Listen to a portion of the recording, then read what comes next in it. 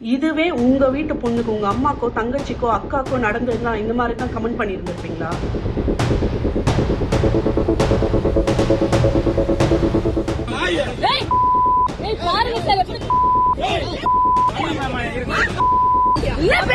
நீங்க வந்து ஆண்களுக்கு பாதுகாப்பே இல்லையா?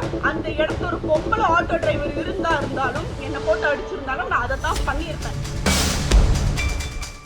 சென்னை சைதாப்பேட்டையைச் சேர்ந்தவர் 32 வயதான ஸ்னேகா மோகன்தாஸ். கமல்ஹாசனின் மக்கள் நீதி மய்யம் கட்சியைச் சேர்ந்த இவர் அந்த கட்சியின் மகளிரணி மாநில செயலாளராக பொறுப்பு வகித்து வருகிறார்.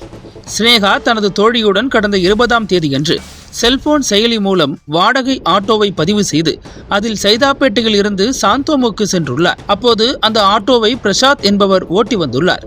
இவர்கள் சாந்தோம் சாலையில் உள்ள பள்ளி அருகே சென்று கொண்டிருந்த போது டிரைவர் பிரசாந்த் ஆட்டோவை வேகமாகவும் தாறுமாறாகவும் ஓட்டியதாக கூறப்படுகிறது. இதை பார்த்து கொண்டிருந்த ஸ்னேகா டிரைவரிடம் சற்று கோபமாக கேள்வி எழுப்பியதால் இரு தரப்பினர் இடையே வாக்குவாதம் ஏற்பட்டுள்ளது. அந்த நேரத்தில் ஸ்னேகா ஆட்டோ சாவியை பறிக்க முயன்ற போது டிரைவர் பிரசாந்த் ஸ்னேகாவை ஆபாச வார்த்தைகளால் வசைபாடி உள்ளார்.